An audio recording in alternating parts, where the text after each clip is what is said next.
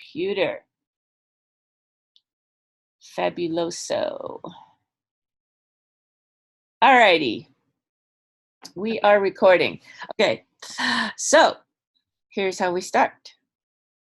Hello, all you beautiful people. This is Yafa Luria. I'm the creator, family facilitator, ADHD and teen advocate, and the chief executive brain here at Block to Brilliant, which offers classes as well as life-changing ADHD coaching to families with awesome ADHD children and teens. So thank you all for letting me be a part of your day. I want to get straight to the content. But first, I want to just tell you a few things about me. So this is me at 16, teenager. This is me now. And if you want to know more, there's a link right at the bottom of that slide. There is tons of information on that page. So when I was a teenager, I was unhappy. I was lonely. I felt misunderstood. I didn't feel like anybody understood me. I didn't feel like my parents did, my teachers did. I didn't even really feel like my friends did, mostly because their parents didn't understand me. But I did have some loyal friends. Among the ones that weren't loyal, that I would drive away with my winning personality, I did have some that stuck around, and they stuck around for life, which I find kind of amazing. These are people whose parents actually did not want me to play with their kids, their daughters.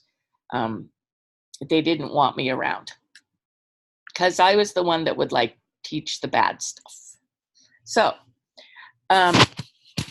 my parents were both psychologists, and my mom actually was doing therapy with kids who then, it was called hyperactivity when I was like 11 or 12.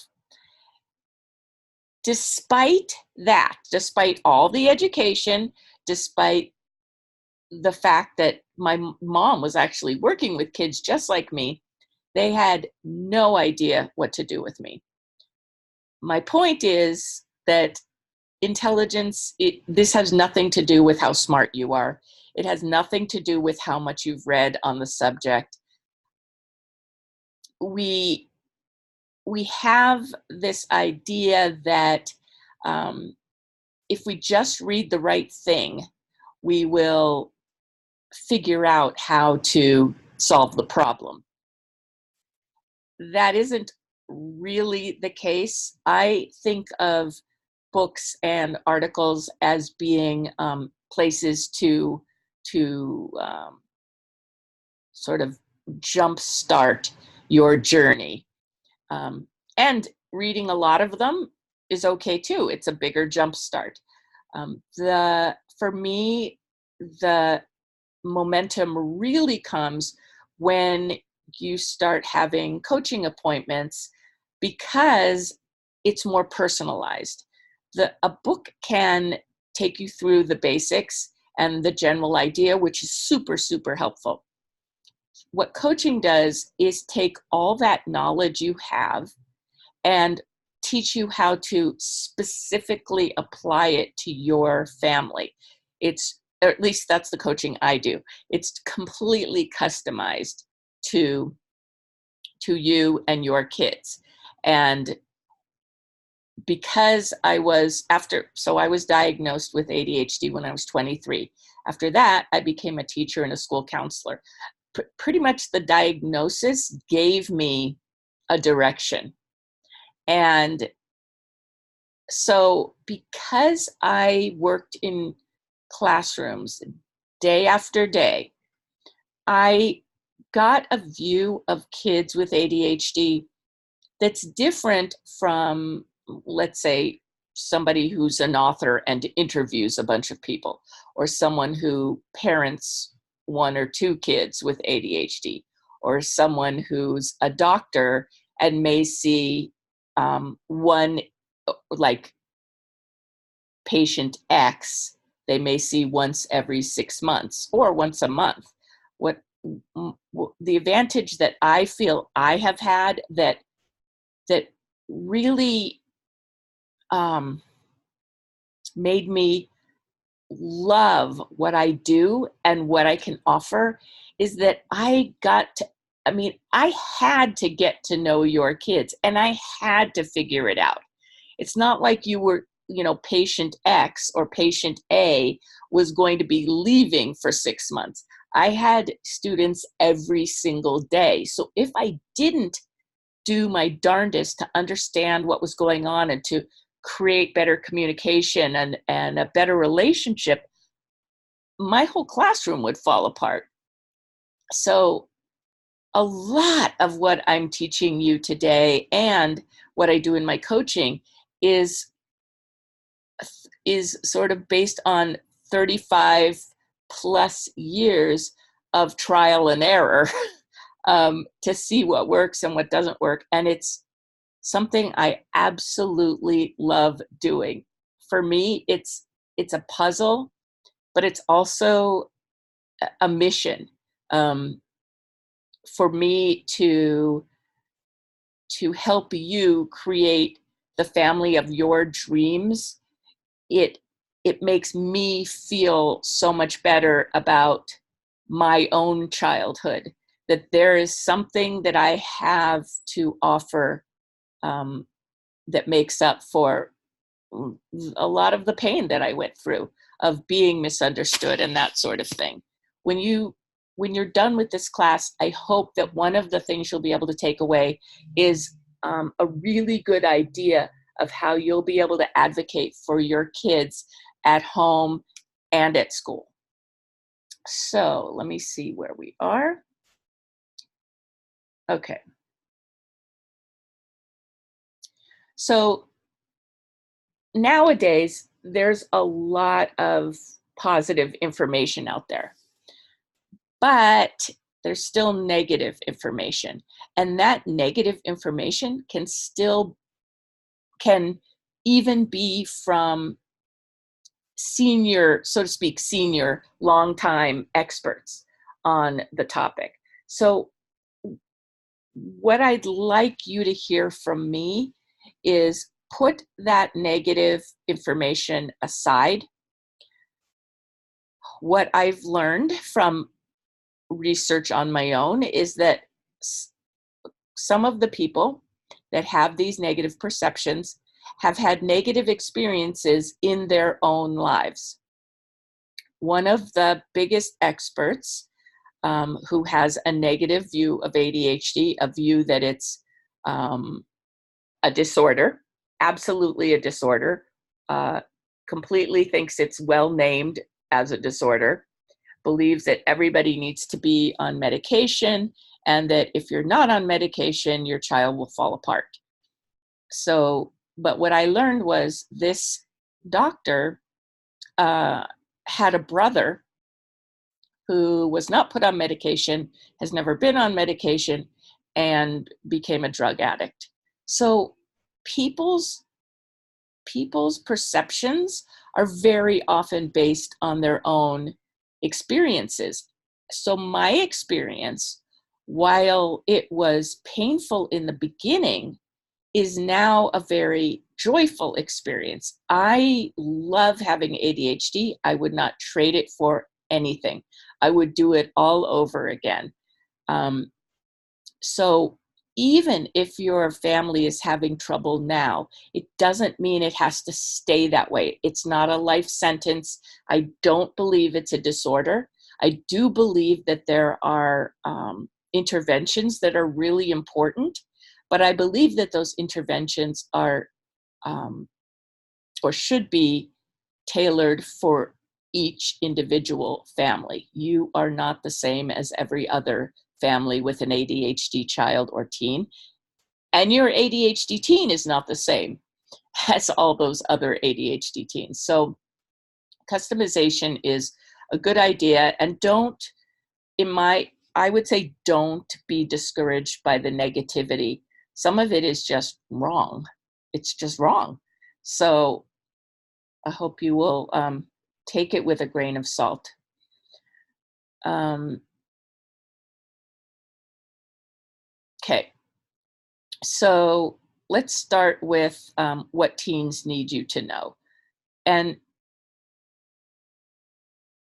I mentioned in the preview class, which some of you did attend, that I was working with and will be working with this year a teen intern from a high school sort of nearby where I live and work.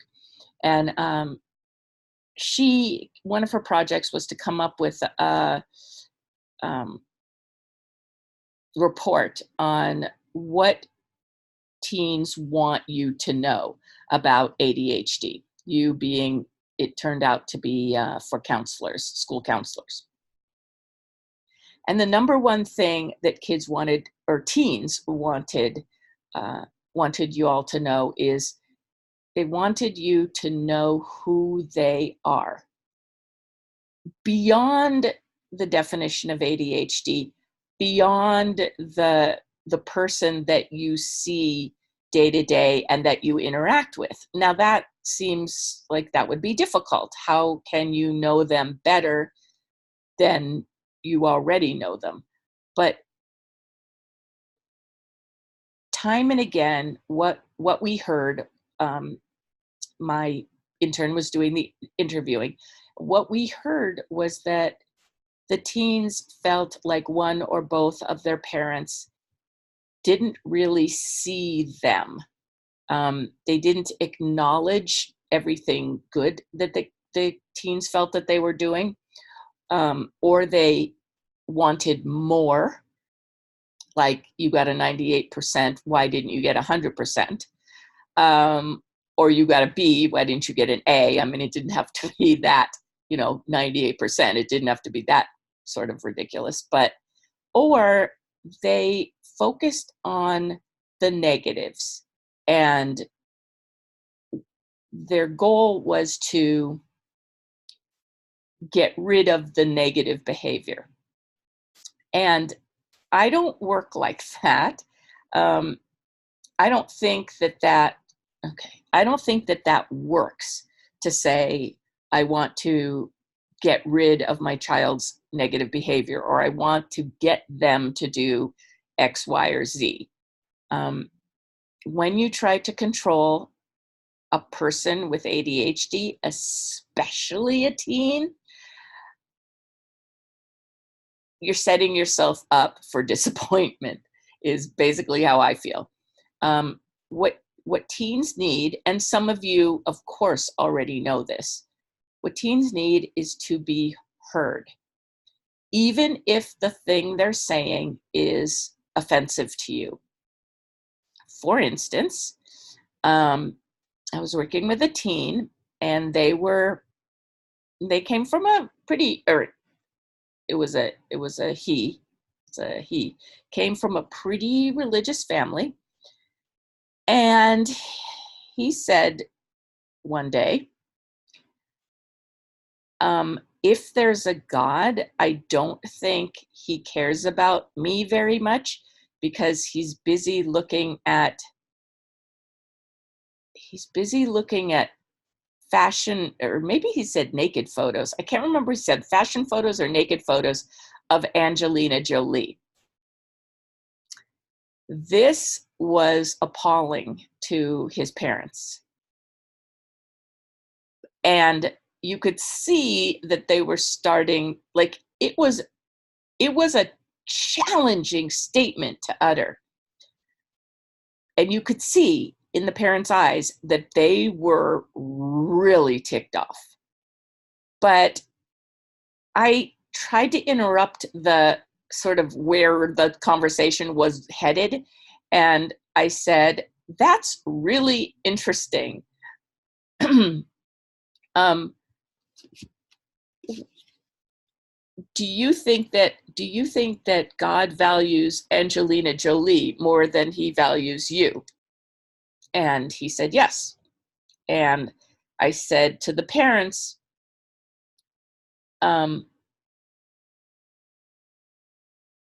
it isn't it isn't it surprising that your son feels abandoned by God? And so that they would hear it a different way. I wanted the focus to be on the child's feeling of abandonment rather than this whole naked thing about Angelina Jolie, which was not really the point. And so we were able to talk about, what that meant. What sort of, what do you feel like how do you go through life feeling abandoned by God? Because they didn't, and it was important for them to understand what that feels like in order for them to know how to relate to him. Now, that was that family. Your family may not have that issue. Your family may not be religious at all.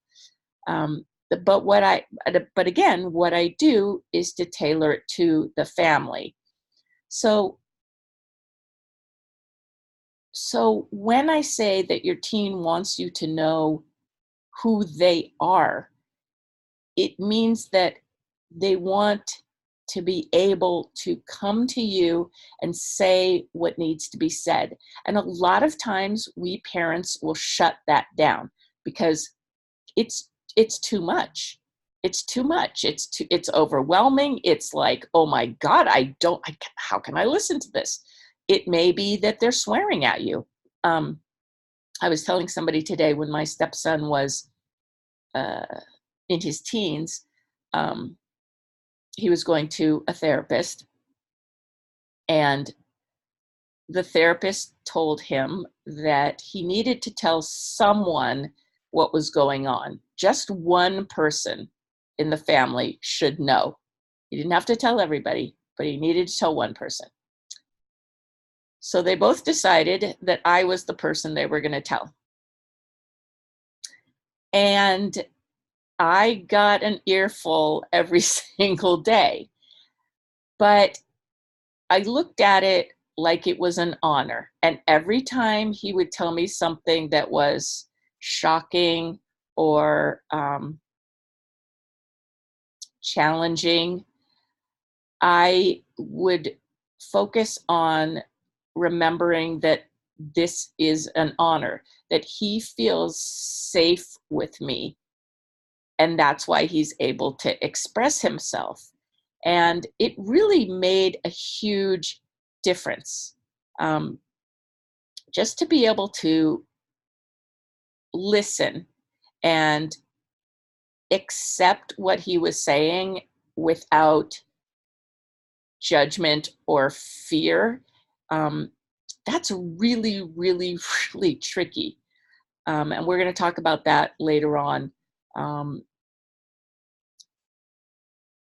So yeah, we'll talk about that whole thing later on, just like techniques that you can use. Okay, so let's talk about the brain. I'm not going to give you a science lesson. So facts is sort of, they are facts, but it's not a science lesson. So no worries about that.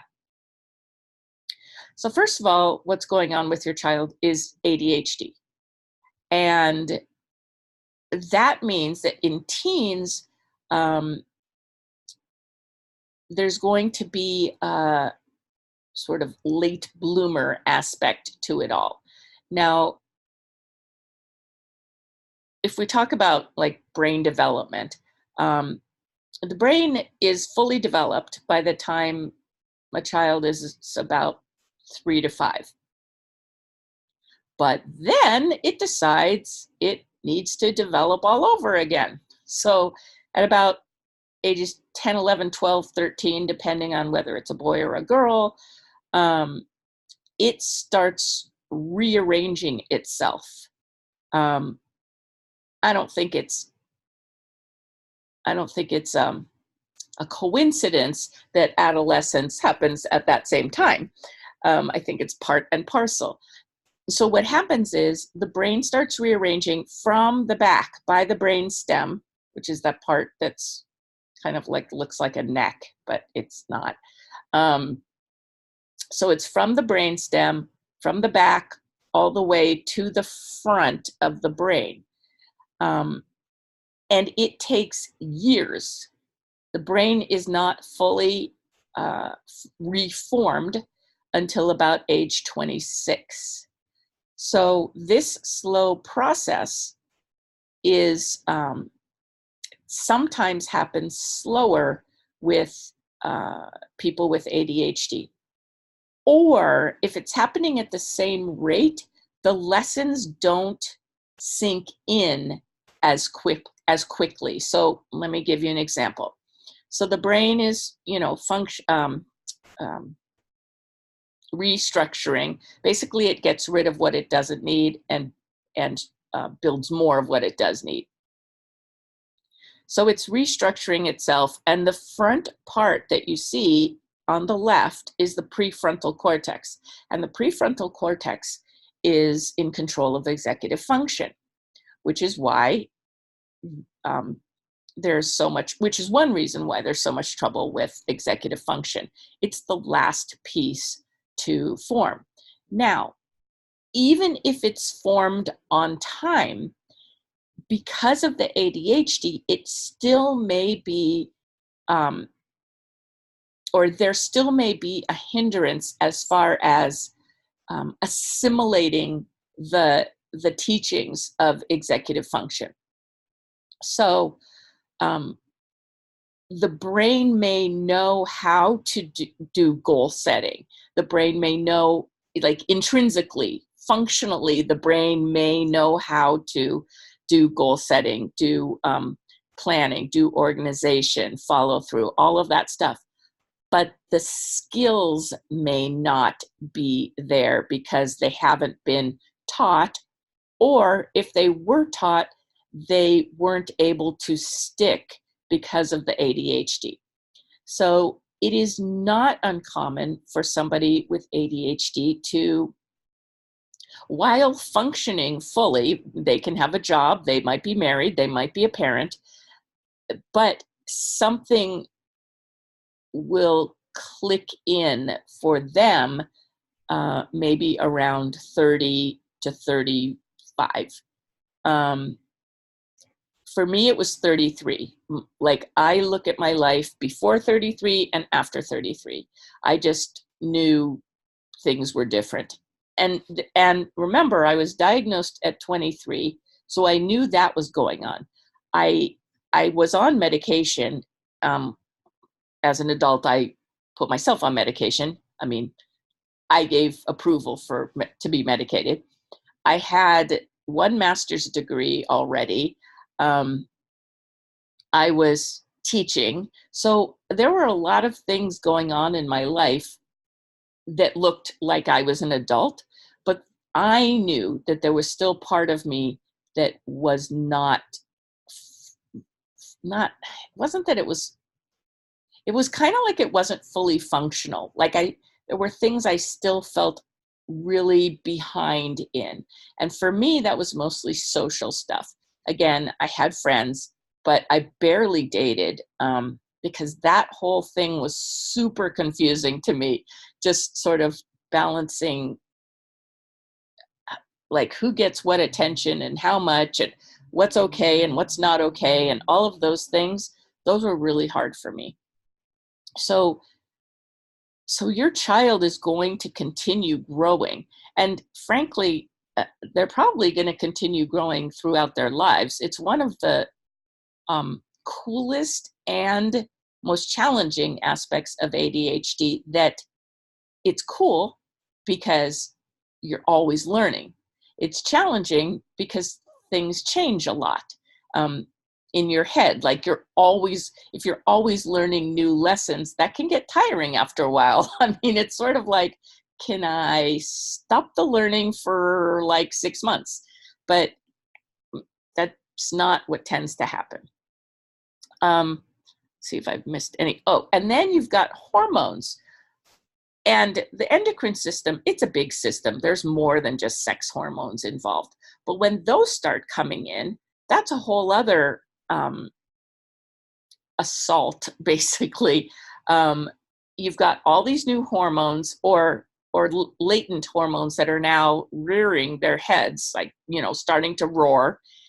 And you're supposed to hold it together, like in a classroom. And there's sort of the call of the wild going on at the same time. It's very, very challenging to balance it's challenging for any adolescent. It's even more challenging for a teen with ADHD. There's like a triple whammy going on. And if your teen has depression and anxiety or something else going on, it can be a quadruple or a quintuple whammy as far as sort of balancing and managing, which means that your teen is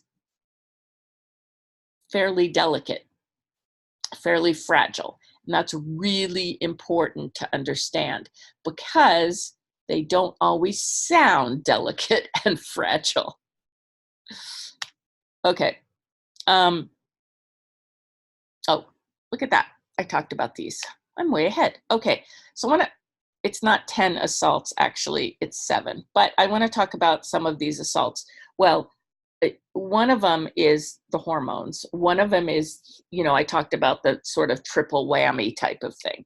But we also have societal rejection. You don't have to look very far to know that society still thinks that ADHD is a disorder, a joke, not real, a parenting problem. Some people, I'm sure you've heard people saying like sort of ridiculous things about, what you should be doing for your ADHD or ADD child. Like one guy told me, well, a lot of people will tell you that the thing they sell is really good for ADHD and will cure it. Whether it be vitamins or a gel or a food supplement. I had one guy tell me that he cured ADHD in his friend's son by feeding him apples from an apple tree as opposed to apples from the grocery store. I've been told all my life, I've been told, try this, try this, try this.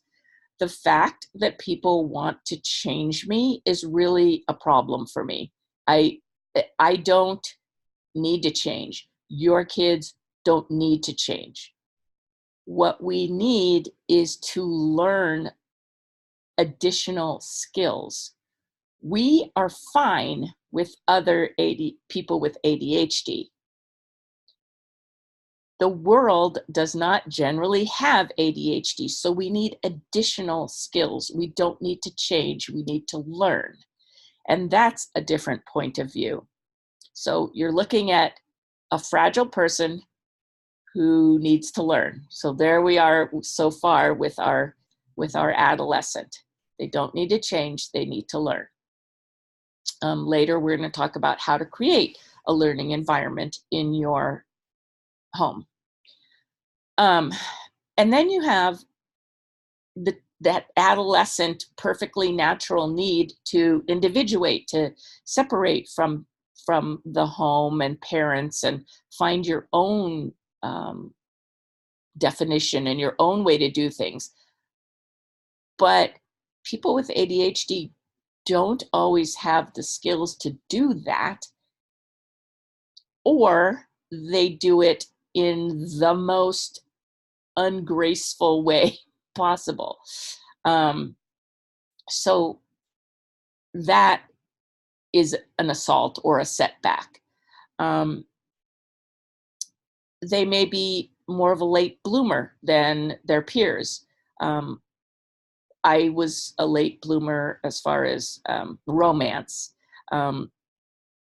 Some people are late bloomers as far as college. They may not go to college when all their friends go to college.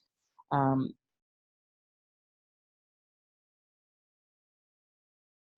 was going to say something, but I forgot, but I'm sure I'll come back to it. They may, if they're gifted, like literally gifted, or if they have a more divergent problem solving ability, which a lot of ADHD kids have, they will be misunderstood simply because of that. A gifted person has a different, it's like different in so many ways. It's a different way of taking in information. It's a different way of processing information. It's a different way of ordering or organizing information. It's a different way of problem solving. It's a different way of asking questions and answering questions. It's almost, being gifted is almost like being a special needs kid. They need the same special attention that a special needs child also needs, in a different way. But they also have these very specialized needs, and people will not always recognize that unless they're a straight A student. I can tell because there's an extra spark. If that spark isn't there, then that's not the issue. I had a client, so she was in middle school, and she was asked to do her autobiography. Everybody in the class had to do it. So she decided to do her autobiography from the point of view of a goose, like she was a goose writing her autobiography. And I thought that was awesome. Her teacher, not so much, and she had to do it again. That's a spark right there. Like, and that's a person that, I mean, at least the way she related the story to me, her teacher was at least accommodating in that she didn't just give her an F. She asked her to do it again, the way it was intended. But she didn't give her an F. Some teachers would just give her an F and be like, what the heck, you're wasting my time. So with being gifted or having divergent problem solving, there are those issues, but there's also that your child could be smarter than you, or could be smarter than the teacher. Intelligence is not the same as wisdom. Your child may not be wise at all, but they may actually have a higher intelligence level than you. And that becomes difficult because when pushed, they may decide to use that intelligence against you. So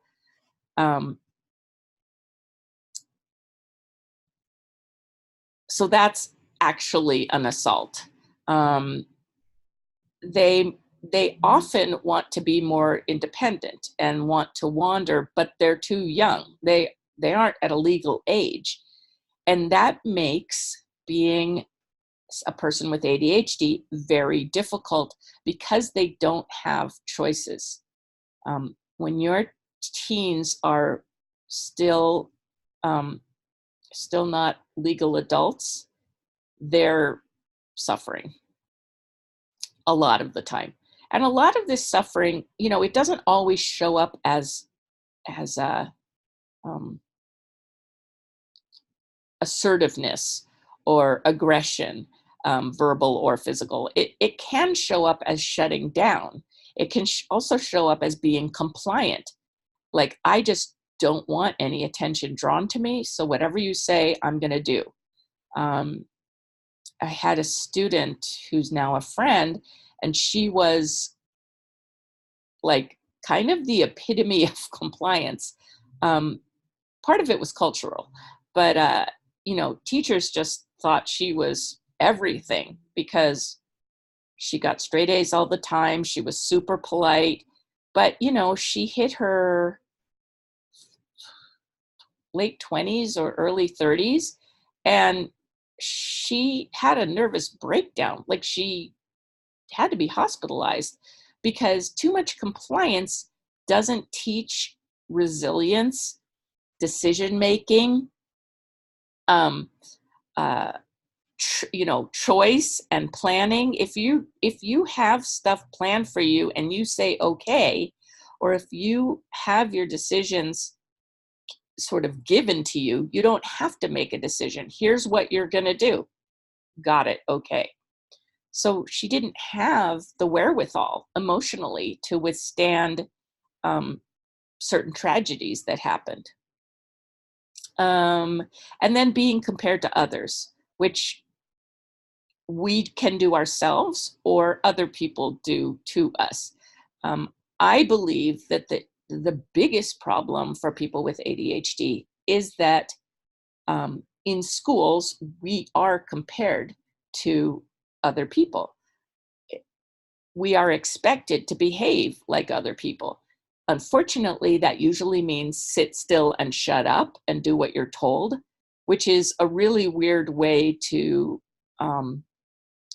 sort of put a child in a box, and a really sad way to think of ADHD. Like ADHD is they won't cooperate, they won't shut up, and they won't sit still. Like that's a very, very, very narrow, stereotypical, and denigrating description of ADHD. Okay. Creating a learning environment at home. This is not super hard. And you may have questions about this, more specific questions that I will definitely answer towards the end. We're going to get through this. And okay, is your home emotionally secure? And what I mean by that is not, are you abusive? That's very, black and white, to be like, we're either abusive or we're not abusive. Most families are not abusive. So emotionally secure, I'm not talking about abuse. What I'm talking about is, does your child feel safe enough to be exactly who they are? And if you're trying to stop them or control them, or if you have an agenda about how they should behave, then it's not as emotionally secure as it could be. Is your home physically secure? Now that may not, and again, the black and white version would be, do I hit my kids or do I not hit my kids? And that's not what I'm talking about. What I'm talking about is, does your child get the sustenance they need? Do they feel safe from harm from their brothers and sisters? And harm doesn't necessarily mean hitting. It could be,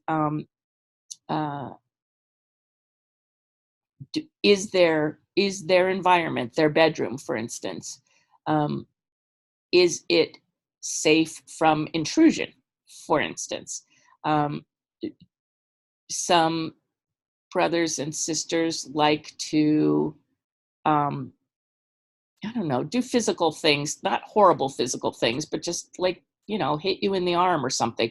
Do something that your child doesn't like, but doesn't know how to say no to because of the way that it's been presented to them. So if it's presented as, oh, older brothers always do that, it's really hard to say, okay, but I don't want you to do that. So things like consent are really important to talk about. Unwanted touch is not okay in our family, is a kind of a way to put that. The fact that there's this sort of trope that older brothers are allowed to, give noogies to younger brothers or sisters, or to, to kind of punch them or something like that. I think that's really horrible, personally. I'm an only child. I would be like, no, you can't hit me. What the heck? I didn't grow up with that. So I think it's ridiculous. I don't even get it, but I've heard the trope of, well, it's my older brother. So that's something to look at. Is asking for help encouraged?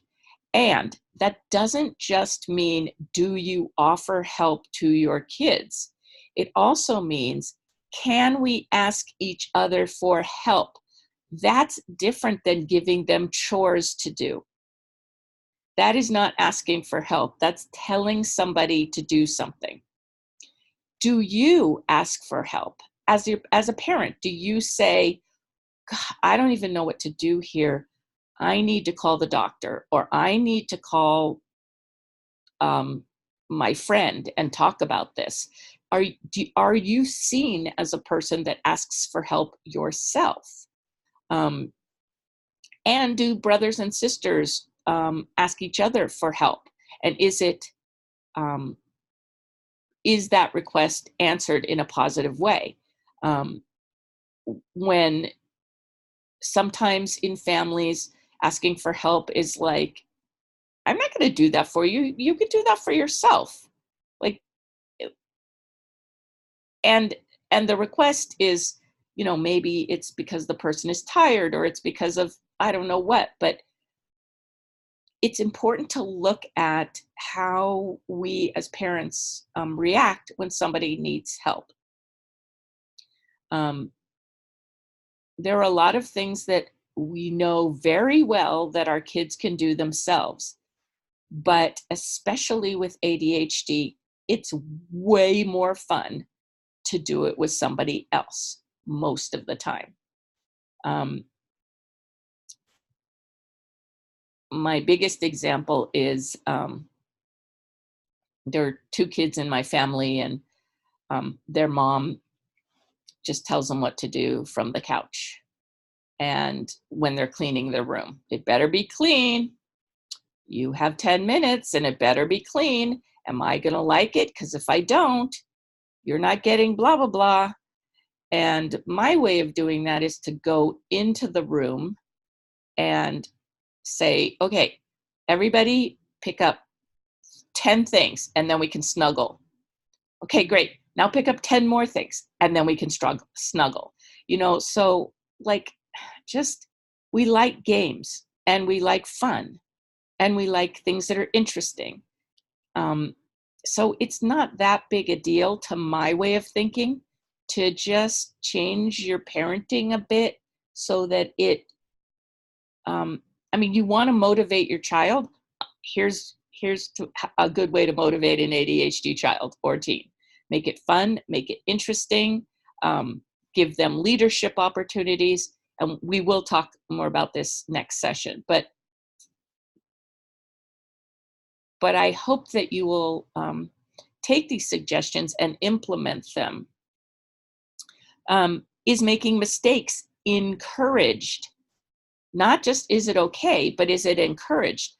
This is, I believe, and I say this out loud, that everybody should make at least 29 mistakes every day. That's what I believe. And if you want to count your mistakes, that's fine, but you better get 29. That's what I'm saying. Like, if you're not getting 29 mistakes, then what are you doing?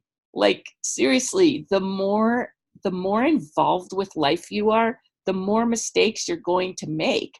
So to me, making mistakes shows me that a person is out there going beyond their limits, not playing it safe. And there are times to do that. Is risk-taking encouraged? So differently than making mistakes, you could say to your child, so I heard that there are like school elections going on. What do you think about running? And just having the conversation, not forcing them to do it, not saying encouragement doesn't mean that the end result, apparently my internet connection is unstable, so I hope people heard. encouraging risk-taking does not mean that the end result is that they take the risk.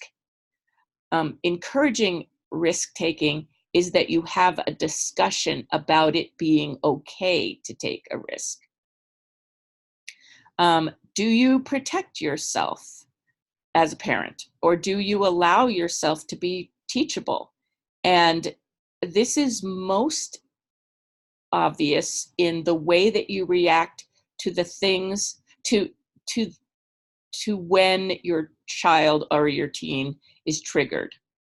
When your teen is triggered, do you push back, or do you move forward and sort of enter the fray? I'm not saying literally get punched or literally be abused over and over and over and over and over again. You are allowed to move away when there is repeated physical or verbal attacks, but we tend as parents to take the first volley, so to speak, as completely shocking, even though it happened earlier in the day, or it happened the day before, or it happened 5 days before. When it's the first time or the first 5 times, I can understand the shock. After that, if we continue to be shocked, we're putting up a wall. So I have specific suggestions for when parents feel, like you're told to F off or something. And we could talk about that at a later time. But how you react to your child being triggered is a really good indication of whether your home is a good learning environment or not. Because all of these things are about learning. Remember, I said your kids didn't need to change, they needed to learn. And we'll talk a little bit about that in 1 second. But how you project yourself also teaches your child. Okay, so one thing that I really believe is that parents are leaders, not police, not I don't know, guards. We are leaders, and as leaders, we need to show our kids what it means to be inspired. A lot of the people that I hang out with are business owners, and so they're often able to show their kids about what it's like to be inspired. But it doesn't just have to be a business thing, like, do you like work? You could hate work and still inspire your kid. So inspire means to breathe in, like respiration. It means to breathe in. So, but there's also breathing out. So kind of metaphorically speaking, be conscious of what you're breathing in and what you're breathing out. Are you breathing in hate and then putting it back out there? In other words, if your child, like for instance, if your child or teen says like F you, do you take that in literally, like not literally, but do you take it in as if your child really, really means that? If your child says, I hate you, are you taking that in as fact? And then are you exhaling with sort of a comeback? It's really important to be aware of the messages that you take in and the messages that you give out. Look at your happiness quotient. Now, a job is a tricky thing. A career is a tricky thing. Some of us have the luxury and the wherewithal and the motivation to strike out on our own or quit a job that is soul crushing, but we don't all have that luxury. And I'm aware of that. But do you have interests? Do you have hobbies? Do you have a group of friends that you're around regularly? And do your kids see all these things? Had a family where a client family and the parents were angel investors, which is lovely. I mean, just what a wonderful thing to be. But the kids knew really nothing about it. They thought when they saw their parents on their computers that they were like on Facebook or emailing or something like that. They didn't understand what it was. So sharing that with your family is great. Like, this is what I do, and this is because being an angel investor is a pretty cool job and job, and their kids would have been super interested in that. Your child may want to share your hobbies, or they just may see that you have hobbies and they might develop their own hobbies. As leaders, we are, and as inspiration, our job is more to model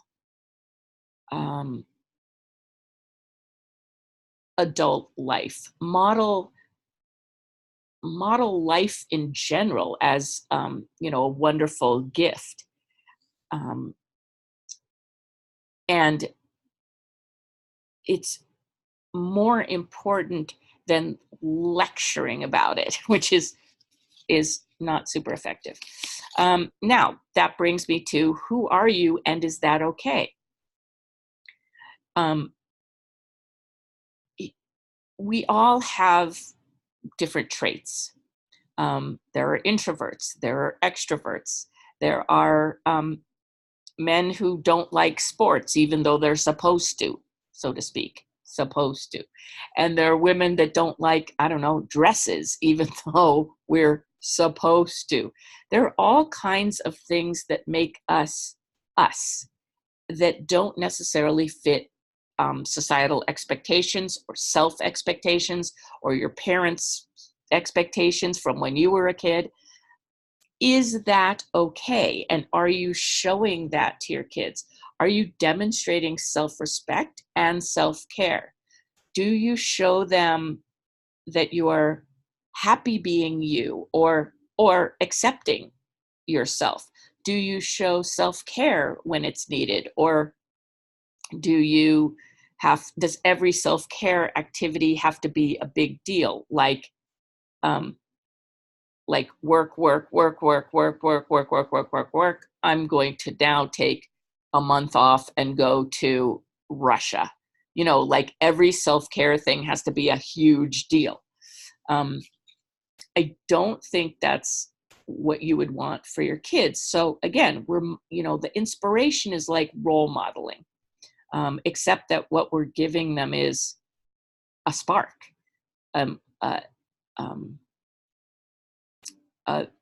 Like a light is what inspiration gives, more than role modeling.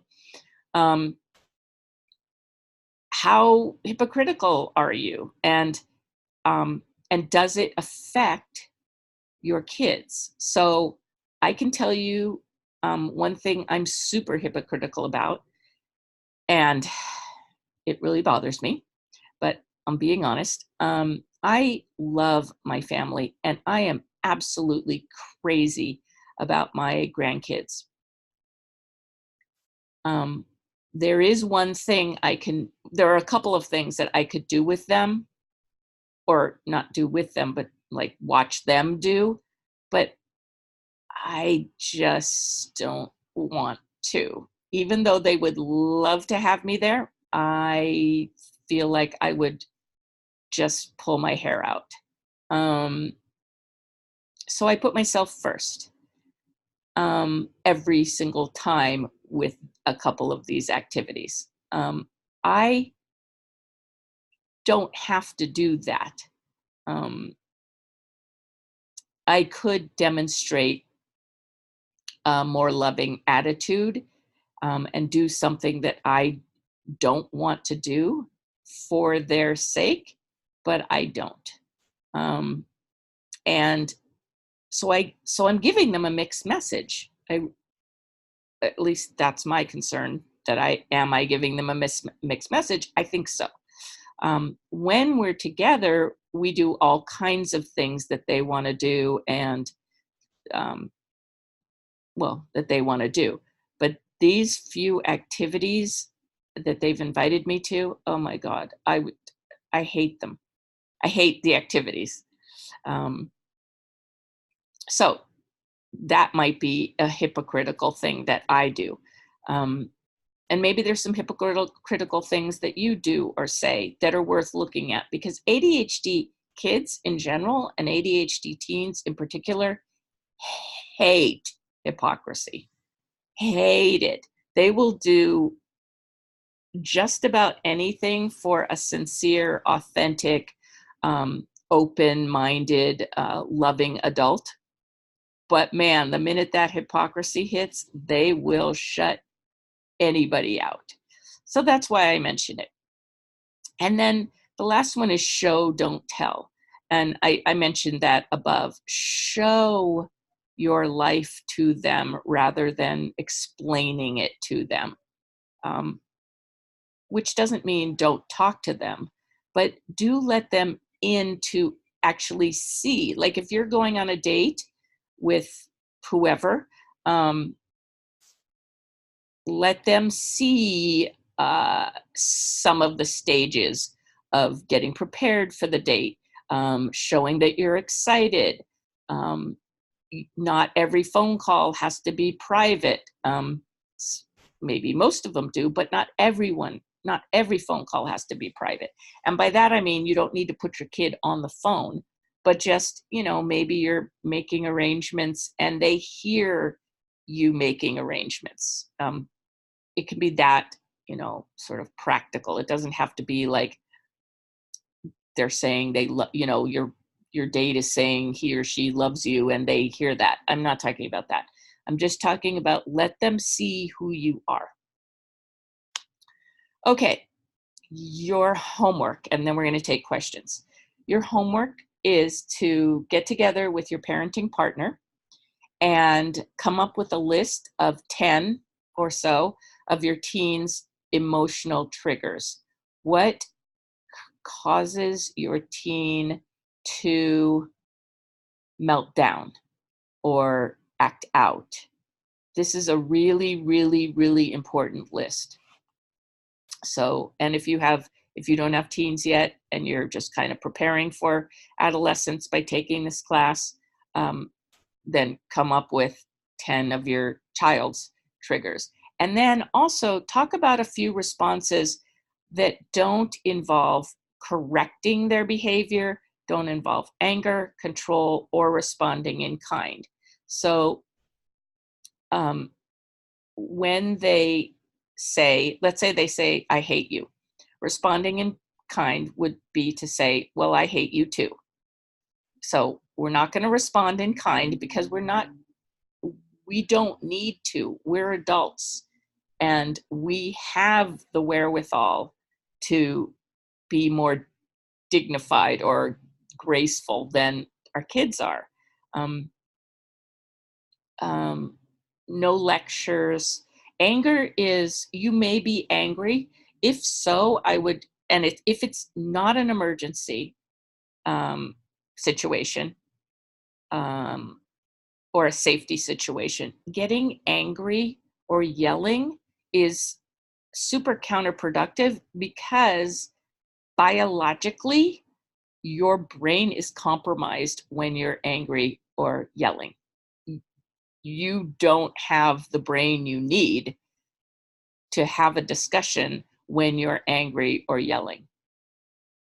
So working on your anger response is super important. And then correction, it's one thing to say that's, like your child says, I hate you. And you're like, some of my responses would be, wow, that's mean. Or, yeah, I know you told me that 5 minutes ago. or, or, you could say, well, one of the things I say if somebody says I hate you, I say, well, I love you. You're allowed to hate me, but I love you no matter what. Instead of being like, that's a horrible thing to say to your mother. Never say that again. How dare you? Like, those kind of things are not going to stop the activity. So try to come up with some responses that that kind of mediate the situation, I would say. Okay, if you have questions, and I do have some questions from people that are some questions that people sent in, but if you have questions, please ask away. Is it okay to unmute, or is it better in the chat? You're unmuted. Okay. Yeah. So this is exceptionally helpful. Cool. One of the things that, well, there's lots of things, but the main thing that I have a challenge with is that I don't have a partner that is on board with some of the strategies.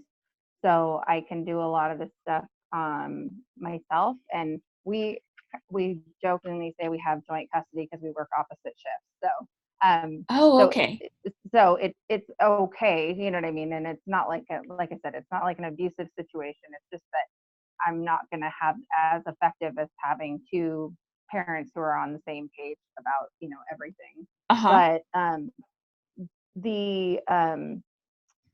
I've had to put myself on timeout because she'll start to spiral, and she'll be just like. She is your partner, or she is your daughter? No, sorry, my daughter. Okay. I just was saying that as an aside, that some of these, I'm taking all of these things and I'm going to implement as many of them. Okay, got it.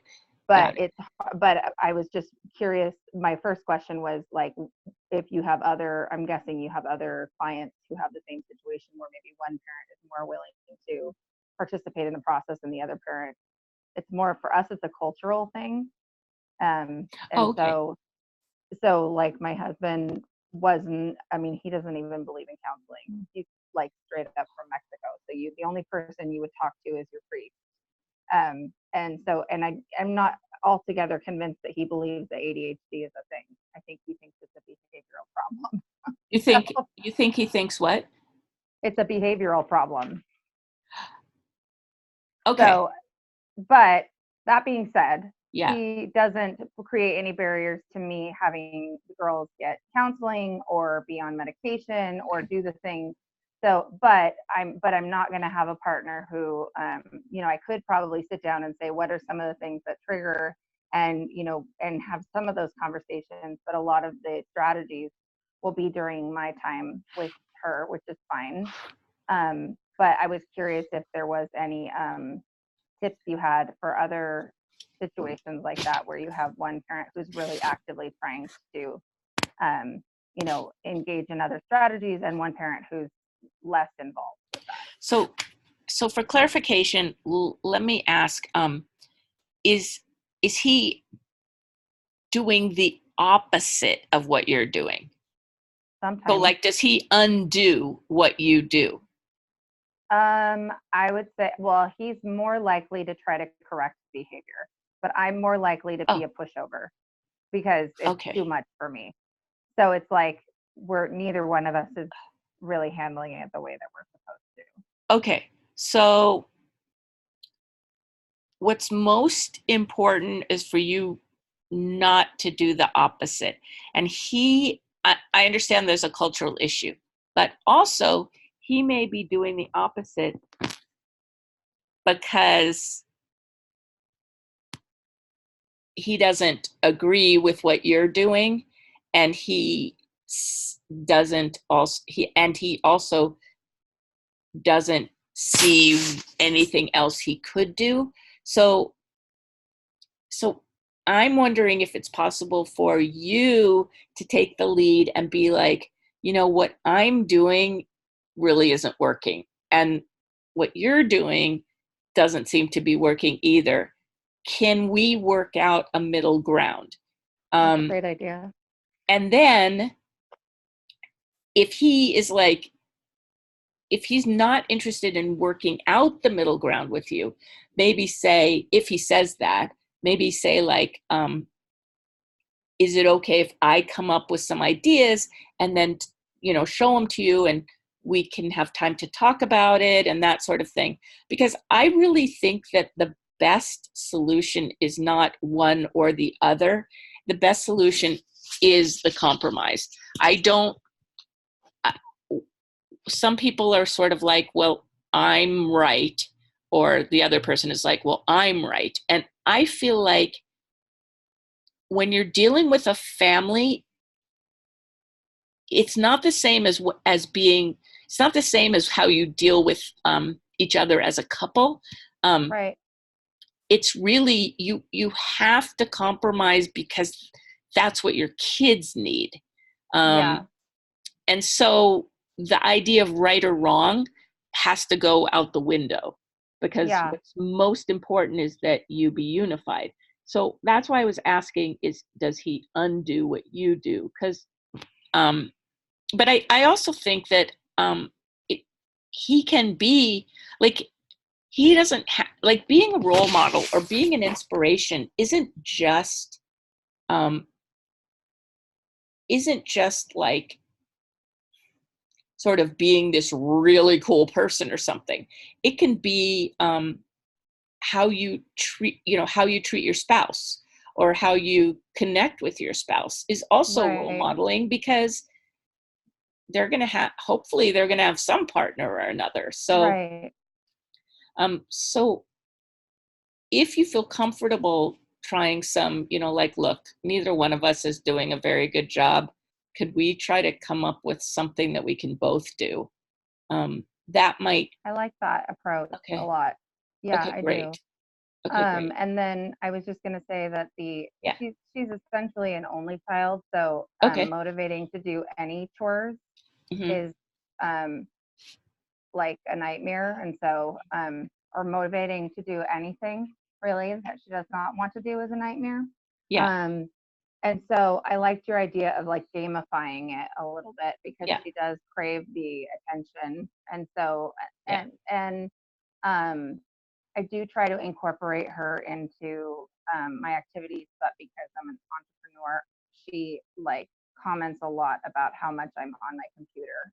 But a lot Hmm. of it is she's not able to self entertain very well, Yeah. except for television, which is Yeah. not great. Um, and so, any ideas in that regard? Yeah. Because Well, I've tried a lot of different things. yeah, we're going to talk about motivation kind of as a general idea next, or on Monday. Um, Awesome. but um, but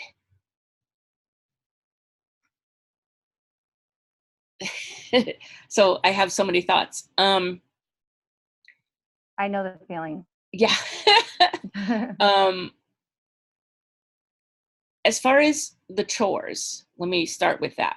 Yeah. So what I see in kind of most families is that kids are given this list of chores, and with some rules thrown in, and then that's considered, here are the rules in our house, and like, here are the chores, and then be respectful, don't talk back, go to bed on time, whatever it is, shower every Hmm. day. That's, those aren't really rules, that's just a list. And I look at rules as a system that you employ, like you bring it to your family, it's a structure that you put in as opposed to a list. So I'm not saying all lists are bad at all, but a list is different um, than rules. And so lists can be misinterpreted, and it may not be that she doesn't have a motive. Well, it probably is that she doesn't have a motivation for the chores. But so what you can do is you could still have that list, but it could be like maybe you do something, for instance, like you get, I don't know, an hour of TV or video games or whatever it is every day, no matter what. or a half an hour, whatever you decide, or you Mhm. and your husband. But if you want more, here are some chores that you can do to earn more time, or you can make it money, and they can earn, or she can earn time or money, or she can, whichever one, like maybe one day she Right. wants time and one day she wants money, up to a certain point, a certain amount every day. So up to 2 hours or up to an hour and a half Mhm. or whatever it is, so that um, that's going to motivate. Rewards are super motivating for kids with ADHD, and some behavior programs don't believe in that because they see it as bribery. I look at it like it's a cause and effect thing. And one thing ADHD kids don't get is cause and effect. Um, That's true. so I'm really big on this sort of, you do this and this happens, you do this other thing and this happens, you do this Mhm. third thing and this happens, because kids with ADHD don't really have that forward thinking ability to understand the results of their actions. And so a lot of what I do in the behavior part of coaching is to employ with my families a more cause and effect approach to behavior that's super, super consistent, because um, there are just some things there are some teachings and some skills that aren't available to our kids. And Right. so we can't just because these people say that's not good, we can't just um, also reject them out of hand. Mhm. Um, so that's another thing you could do. And then you said something else. Well, I hope I covered that TV thing with the Yes. rewards No, that's thing. perfect.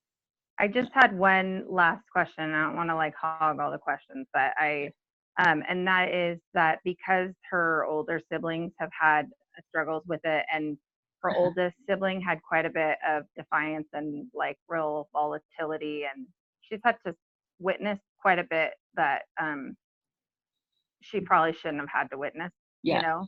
yeah. Um, so what is the best way? I mean, like, is it, she's really articulate. Hmm. And so I like when her sister is having like an episode or whatever, I just have gotten to the point where she's old enough that I can just let her do her thing and like work it out, and then she calms herself down and she's able Okay, to like work through it. okay. But we'll just remove ourselves, and then she'll say, I don't like that, and I'll say, Who will but say I don't that this like is, that? she'll say, I don't like that Which because one? of her sister. Oh, Sorry, okay. The younger one will the say, younger one will say, I don't like okay, that when so and so gets that way. And yes, I'll say, me either. And I bet she doesn't like it either. And yeah, she's just feeling a lot of feelings right now. We just got to give her space so that she can work yeah, through it. And she's going to be fine in the end, yeah. um, but is there any other, I mean, like, I know that history of seeing that, as she in formative years can cause what you were talking about in terms of the safety of the environment and whatnot. Is there any other tips and tricks you would say like that How old can, is the besides just having, how old is the other uh my the eldest older? child is 20, Okay. and she's still home, and she's very advanced in some ways and emotionally not as advanced. So So, she'll be home right, for of a course. while. Yeah. Um it Okay. So, is she on any kind of medication? Yes, and it helps a Okay. lot. These are Okay. very far and few between now. Very, very far and few Okay, between. good. Yeah. So I think what I would do is say to your youngest, um, you've seen how she works her way through it. It's not, it's probably not the way you would do it, but she's her own person and you're your own person. I like and that. and the best thing you can do is to be understanding, just kind of not be understanding like not take care of yourself, but just understand that um, just be loving, I guess is the better way to put it. Mm-hmm. Be a loving sister, um, and if you're uncomfortable, it's okay for you to go to your room and or remove yourself from the situation. Um, um, and if you want to talk to your sister about how you're feeling, that's okay too. Um, and then you might That's say to actually the good. That's good. sister, to the 20-year-old, kind of say like, hey, I'm not judging you at all. I'm really proud of the progress you made. All I want to let you know is that younger sister may want to talk to you about these episodes at some point. And if she does want to talk to you, I hope you know that she's doing it with love and concern and Yeah. not to put you down or anything. And that's all I would say, because um, they could end up with this super amazing lifelong, They do, actually. They're very, very bonded. They call each that's other awesome. eternal sister friends. Ooh, I know. that's They're very awesome. bonded. I just worry about and my older daughter is very open with her Uh-huh. and does talk to her. I Okay, just good. worry about like the long term, like, I mean, that's Well, just hard to be around that. it is. And you can, and I would, if you want to talk to your daughter about that, the younger one, ask her, like, how do you feel? Do you feel like this is too much for you? Do you feel, because she may, I mean, it's possible that she feels like that sister gets more attention, Mm, and and the younger one may be like, oh, that's not me. I'm not going to do that for attention. And it may be what concerns her is really not this emotional overwhelm, but maybe like feeling like, is that the way I need to be? Or is that the way I'm going to be when I'm 20? So it'd be worth, oh, yeah. yeah. So it'd be worth asking, like having a conversation. What goes through your mind when this happens, type of thing. That's awesome. Thank you so much. Sure. That's Um, that's what I had for the general questions. I'm really excited for okay. the next session too. This was very, very helpful. Okay, great. Well, we have a few more questions, and yeah, I want to go another 5 minutes. So, how do you know when they're acting out because of ADHD or because of teenage stuff? Interesting. So, I believe that it doesn't matter the reason they're acting out specifically. Um, Certainly, if you suspect depression or anxiety, that matters. But as far as acting out, I look at all acting out as being anywhere from discomfort to distress. Um, and that's what it's from. I don't look at acting out as, obviously it's behavior, but I don't think it's a behavior issue. I think it's an emotional um, discomfort or dis-ease or distress. So I don't think it matters why it's happening if you know that your child is distressed in some way, your teen is distressed in some way. I think it's more important for you to have that point of view and to kind of understand that this isn't about you. It's almost like a cry for help, but it's done in this completely like awkward, like almost ugly way sometimes, because they're kids and they have ADHD and they don't know how to get the point across. And that's why it's really important to model, what, like that whole thing of it's okay to ask for help in our family. Because if they can say to you, God, I feel absolutely horrible and I don't know why, that's way better than them saying like, I hate your guts, get out of my face, which could have exactly the same meaning as that question. I never take those things okay, that's not true. I do take them personally sometimes. But I try to always look at the other person's point of view and the other person's sort of history and their emotional makeup and things like that before I take it personally. So I hope that helps. Okay, so this one is about advice about building executive function, which we're going to talk about next time on Monday. Why are teens so moody? You know,